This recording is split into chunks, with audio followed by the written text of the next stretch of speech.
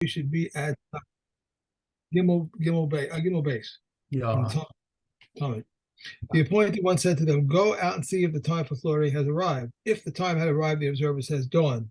And Masya ben Shmuel says the entire eastern sky is lit up as far as Hebron, and the observer says yes. The appointed one said to them, "Go out and bring a lamb from the chamber of lambs." Now the chamber of lambs was in the northwest corner of the howl of fire, and 4 chambers were located there. One was the chamber of lambs, one was the chamber of receipts, one was the chamber of the hall of fire, and one was the chamber in which they made the showbread. They entered the chamber of vessels and took out from there 93 silver and gold vessels. They gave the Tamid lamb to drink with a cup of gold. Even though the animal had been examined before evening, they examined it by the light of the torches. Okay, my turn. Mishna Tamid. Okay, so the guy who won the lottery, Moshcho, he takes the lamb. He goes to the place that's called the Beit Mitbachaim, the basically the slaughtering place. And the people who won the lottery for who gets to carry the limbs up to the Mizbech, they follow after him. Of course, the slaughtering place is to the north of the Mizbech because that's where all the Kodshe Kodshim have to be slaughtered in the north. And in that place there were 8 little dwarf pillars. Okay, which is so those dwarf pillars. Let's just see over here. Oh, right. So right, the dwarf pillars were alav shmona amodim nanasim, and they had sorry, the ravine shell areas al gabehen, and they had little posts of wood on top of them. Areas is cypress wood. The unkalios shel barzel hayu kavuin bahen, and they had metal hooks set into the wood because that's where they would hang the ola from in order to skin it. Okay, ushlosha sedarim hayu haya lechol echad ve'echad, and there were three rows of hooks for each one of them. Shebahin tolin u mafshitin, so they would hang the animal from those hooks and do the skinning. Al shulchanos shel shayesh shebein ha'amodim, and there were marble tables between all of these posts. So basically that's the work surface that they have to once they've done the shechita, they hang the ola over there, they skin it, and they dismember it on those tables there. And so now switching to a different set of avodas going on.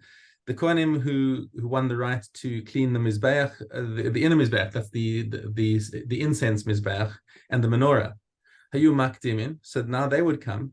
But Arba'a Kalim bi'adam, and they had 4 kalim in their hands. Hateni, there was a basket. Va'kuz is a jug. Shnei meftechos, and they had two keys. Hateni domela tarkav, so the basket was like a tarkav. Okay, so now you got to know what a tarkav is. So it's like a kli that holds that holds three kavim. That's the etymology of the word. Tarkav is. It says different. It says a large tarkav is a vessel made of gold. It holds two kavs and a half. Yeah, trekav. So that's two kavim and a kav. Yeah. Okay. Shazahav machzik kabayin v'chetzi. So they would hold actually 2.5 kavim. Okay. Vakuz dome lakiton gadol shel zahav, and the kuz was like a kiton. Okay, so again, you also need to know what a kiton is. It's like a big jug of gold.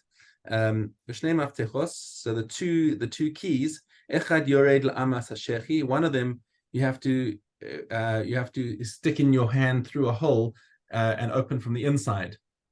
So basically, he'd have to stick his whole arm in up to his armpit and reach around to the other side. Okay, and the other one he opens from the inside. Okay, and one opens straight. Okay, so without any trouble. So these two. It says that regarding the 2 keys, there was one that he thrust to the armpit and one which he opens quickly. Why did it make matter how it opened quickly. They didn't want to have One was open. The one was opened from the outside, so he could just open it like you open a regular door, and the other one had to be opened by stretching into the inside. Why did they have that particular setup? Not clear to me over here. Well, it says here the word kavon connotes quick and effortlessly. Yeah. Others connected to the word kavan, aligned for the second lock, which is placed at such a height that the key bearer did not need to raise or lower his arm in order to insert the key. Yeah. Okay. All right. Okay. Okay. So Balo Lopishpesh Hatzfoni. So he came to the minor gate, or what's called in my translation a wicket gate. So remember, you're facing when you're walking into the Azara, you're facing west. Okay. So and so there's one big gate and two small gates. Okay, and the one on the northern side is in the one on the right. Okay, so there were two wicket gates, so one in the north and one in the south. And the southern one was basically for decoration because nobody ever went through it. Yeah.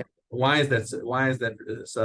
So because they're relying on a pasuk in Yechezkel which says Vayomer Elai Hashem said to me Hashar zeh sagur yeh lo yipasech ish lo yavo b'ro. So the pasuk says this gate must stay closed, no person may come through it. Ki Hashem Elokei Yisrael ba uvo haya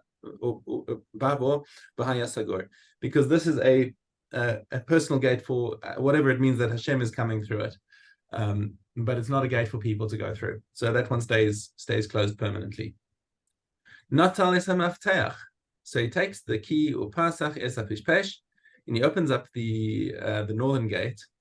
Nichnas lata, and he goes into the chamber in the middle. Umin hata el hahechal, and from there he goes in from that little chamber he goes into the main hall of the hechal. And he comes from the inside now to the large gate that opens up into the Heichal. Now there was a deadbolt, a crossbeam that went across the whole door from the inside. Okay, here there is a neger, and he removed the crossbeam. And he removed and he opened the locks. And he opened up the gates. Lo haya shochet hashochet, and the person who's going to shech the tamid did not shech it ad sheshomea kol shar gadol sheniftach. So until he hears that the large gate of the heichal has been opened. Once that's been opened, then that's his signal to do the shechita. And you'll see, if you take a peek ahead, we were asking yesterday all the things that they heard from wherever. This is, it was from Yericho, not from Hebron. Yericho, okay, that's right, Yericho. Yeah, Hebron is a little far. Yericho is a little closer to Yerushalayim. Okay, so anyway, that's for tomorrow. Right, okay. Back to Meila. Okay. Hey, Aleph. One of the rising produces worth of benefits from Kakdish, even though he did not deteriorate, it has committed Me'ilah. These are the words of Rabbi Akiva. But some would say any article that is subject to deterioration, one is not committed Me'ilah unless he deteriorates it, while any article that is not subject to deterioration, once he has derived benefit from it, he has committed Me'ilah. How so? She placed a necklace on her neck and a ring on her hand and drank from a golden cup. Once she had derived benefit from it, she has committed Me'ilah. He wore a shirt, covered himself with a cloak, and chopped with an axe. He has not committed Me'ilah unless he deteriorated it. If one plucked hair from a katos when it is alive, he has not committed Me'ilah unless he deteriorated it. If one plucked hair from the katos when it was dead, he has derived the benefit from it, he has committed Me'ilah. If one derived half a pruta's worth of benefit from a consecrated object and deteriorated it by half a pruta, or he had delivered a pruta's worth of benefit from one subject and deteriorated a different subject by one pruta's worth, he has not committed an ilah until he derives one pruta's worth of benefit and causes one pruta's worth of deterioration in one object. There is no commission of Me'ilah after commission of Me'ilah has already taken place for consecrated objects except for an animal and the temple service vegetables. How so? If one rode upon an animal and his fellow came and rode upon it, and his other fellow came and rode upon it, if one drank from a golden cup and his fellow came and drank from it, and his other fellow came and drank from it, or if one plucked hair from a katos and one fellow came and plucked hair from his other fellow, one plucked hair, and one plucked hair from a katos, and a fellow came and plucked hair, and plucked from a katos, and his fellow came and plucked hair, and his other fellow came and plucked hair, they have all committed Me'ilah. Rebbe says anything that is not subject to redemption is subject to a commission of Me'ilah after commission of Me'ilah. Okay. Sorry about that. Tamura, data base. Okay. If one designates an animal as his katos and it was lost, and then he suffered another one in its place, and afterward the first one was found, it must be left to die. If one designates a money for his katos and it was lost, and he offered a katos in its place, and afterward the money was found, the coins go to the Dead Sea. If one designates money to his katos offering and it was lost, and he then designated money in its place, but he did not manage to buy a katos with it before the first money was found, he should bring from this money and from that money a katos, and the remaining money falls to the temple chest for voluntary offerings.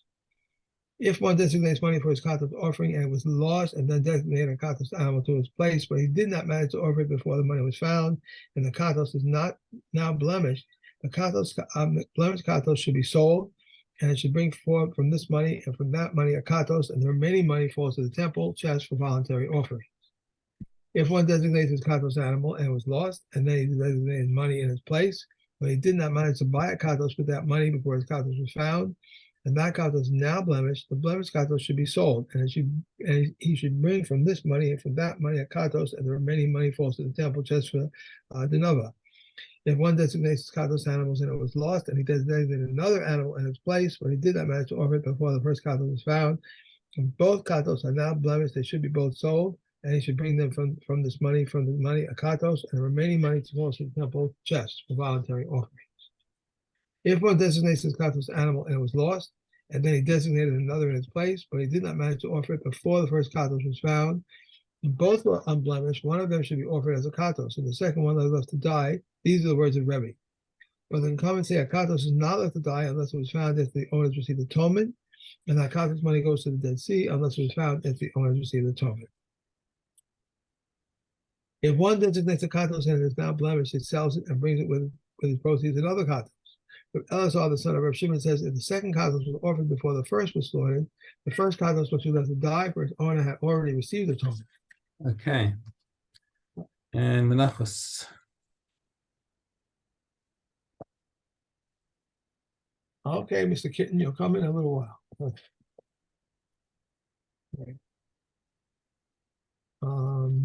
I'm missing something here. All right, the Omer offering consisted of one isharon of flour refined from 3 sahs. The shtei halechem consisted of 2 esarom refined from 3 sahs. The lechem hambanim consisted of money 12 esarim refined from 24 sahs. The Omer offering was sifted through the 17 sieves, the shtei halechem through 12, and the lechem hambanim through 11. Reb Shimon says there was no set amount, rather he brought flour that was sifted as much as necessary, as it is stated, and you shall take fine flour and you shall bake it until it is sifted as much as necessary. Okay. All right. And there is no one more here. So, Okay. In Menachos, Perek Zayin. yes, because I didn't take out the other one. Okay, you got 2 volumes of fine. Right.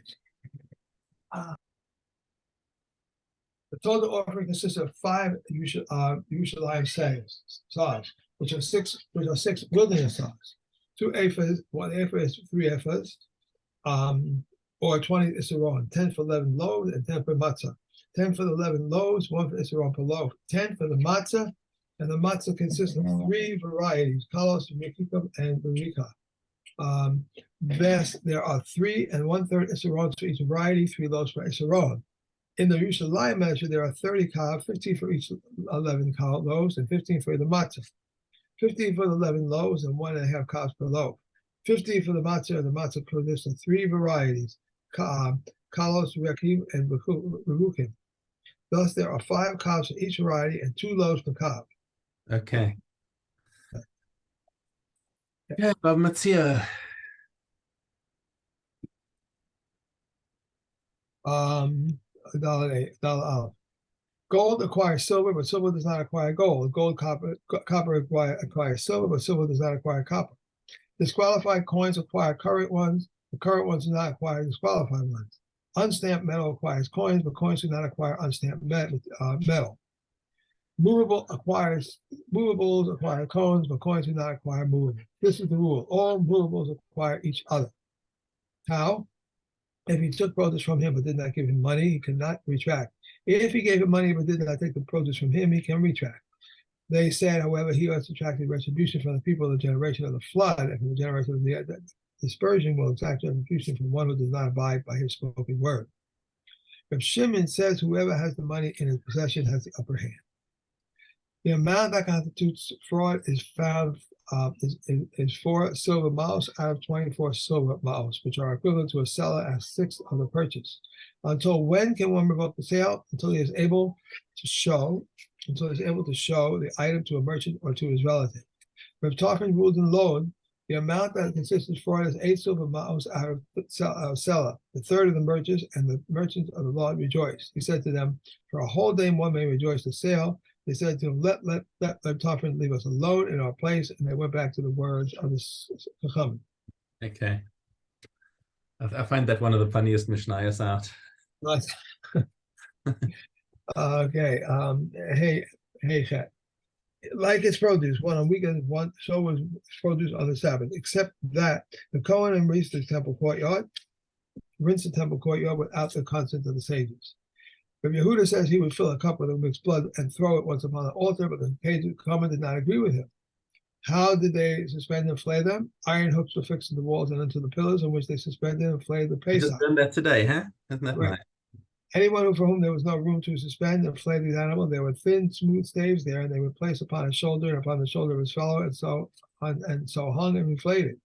If Elias says that the 14th fell on the Sabbath, he placed his hand on his fellow soldier and the hand on his fellow, and the hand of his fellow rested upon his shoulder, and thus he suspended and inflated.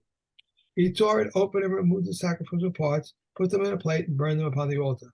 The first group went out and remained on the Temple Mount, the second group in the Chel, and the third group remained where they were. After dark, they went out and roasted their Pesach offerings. Right, because the shchita of the Pesach overrides Shabbos, but the roasting does not. The Shkita overrides Shabbos. Okay. Yeah, the shchita has to be done on the 14th, even if the 14th is on Shabbos. But the roasting, that can be done later. Right. So since there's no chiyuv to roast it on Shabbos, you're not allowed to roast it on Shabbos.